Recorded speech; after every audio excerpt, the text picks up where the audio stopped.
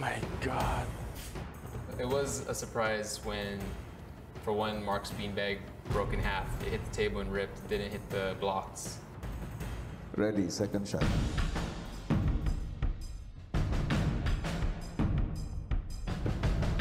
Anytime.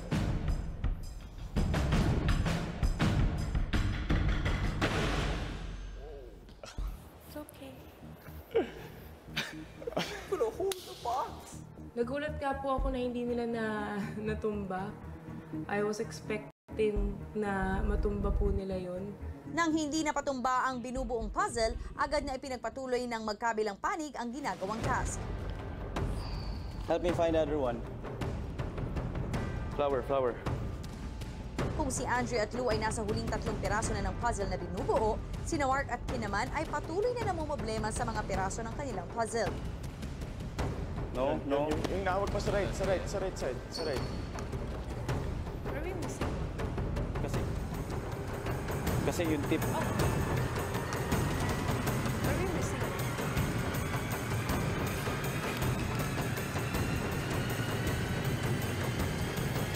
It's correct.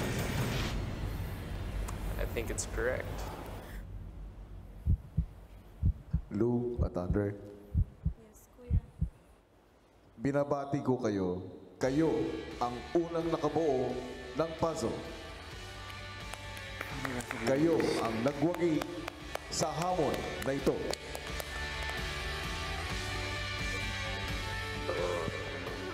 Abangan bukas, maghaharap muli ang Freeze. Hello team.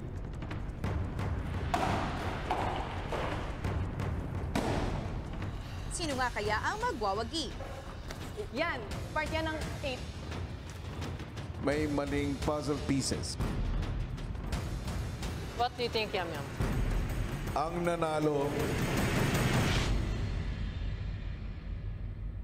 You are my brother. I really support you. I learned a lot of things from you. Very appreciated.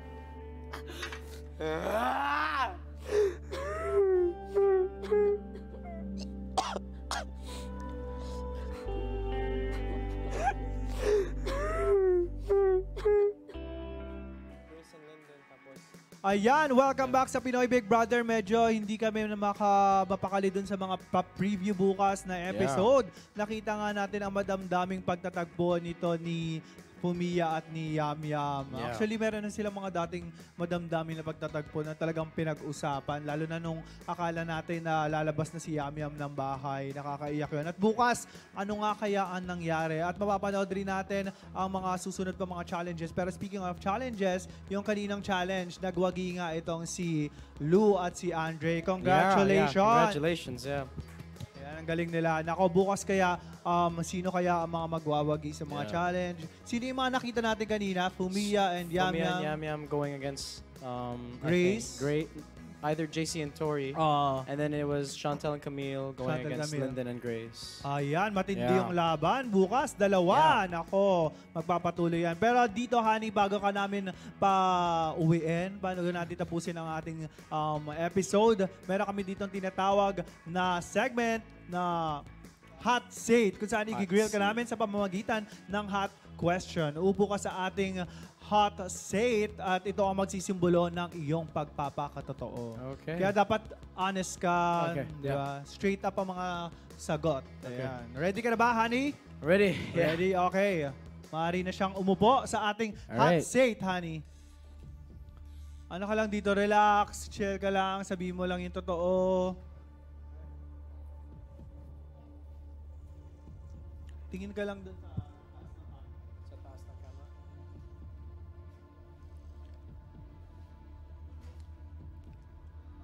Ready ka na, Honey? Yeah, I'm ready. Para sa unang katanungan. Honey, nagpakatotoo ka nga ba sa loob ng bahay ni Kuya? Feeling ko, I feel like I really did express myself the best I could. Na lahat ng gusto kong sasabihin, I said. Everything I wanted to express, I expressed. I felt like I really tried to be my best self. And not only being super truthful and being super honest, pero also saying the right things at the right time. Ayan, ako. Kung papapiliin ka sa bahay o sa camp ka, Kasi even though there's a lot of controversy na pag Star Dreamer ka pa lang, you're a lot more honest as a person kasi you have one goal, you're trying to reach one place na you're all on the same team trying to cross over. Pero pag housemate ka, it's very, very dangerous. It's like risky waters. You don't know who's gonna nominate you. You don't know who's gonna go behind your back. Pero either way, being a housemate para sa akin is a lot more fulfilling than being a Star Dreamer. Like I'd rather be a housemate for a week than a Star Dreamer for 10. sa ipinakita mo sa loob ng bahay ni Kuya, sa tingin mo, sa tingin mo ba na naging deserving ka sa slot ng pagiging housemate? Honestly, sa lahat ng pinagdaanan ko sa camp, I really do believe na I was very deserving na magiging housemate. And I do feel like I learned that while I was a housemate. Nung na nagiging housemate ako, I was sort of feeling like, oh, I shouldn't be here.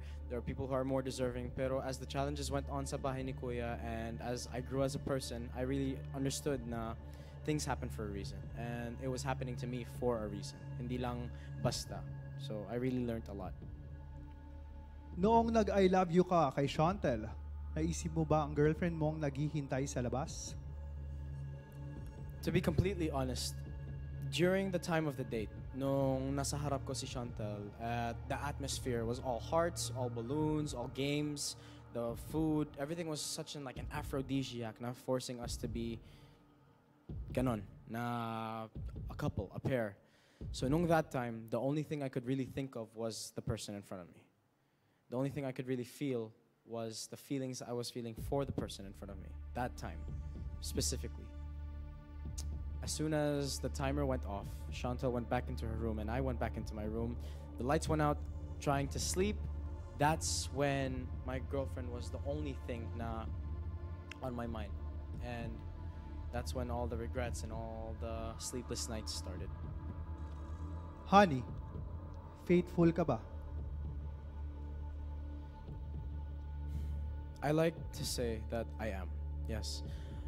Alam ko na yung mga lumabas ng mga ugali ko na I'm not the best person. I don't make the best decisions in my life. But I am faithful. I am faithful to my dreams. I'm faithful to my family and I'm faithful to the people I love. And that's what's most important to me. It matters to me what people think. Lalo na being in this position I am right now. Pero my family and the people the ones I love, they're the ones that mean the most to me. Honey, minsan mo nang nasabi na never kang nag-cheat.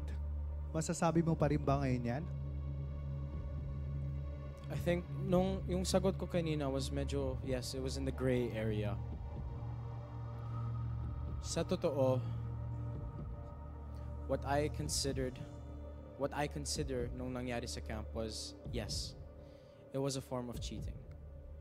But I'm not a cheater. I did cheat, pero I learned from it. And I don't consider myself a cheater. I've changed.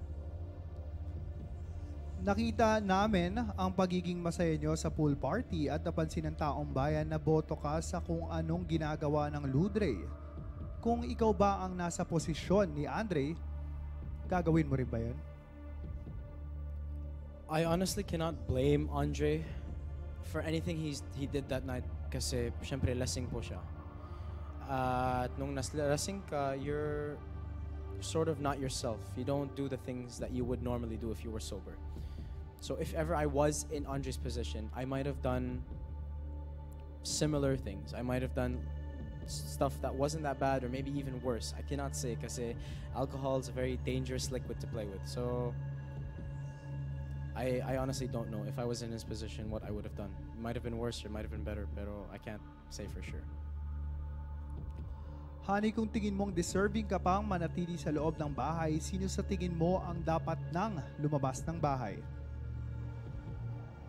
If I'm being 100% honest,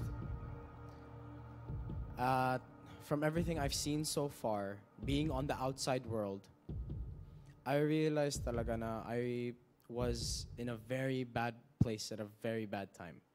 Na the time I was nominated and the pool of people I was in with, sobrang lakas yung competition nung that time. I feel like if I was in a pool with different people, I might have still been sa bahay. Namely, if Kim and Camille went up for nomination, I think I still would have been in the house. That's me being honest, really. Maraming humanga sa'yo sa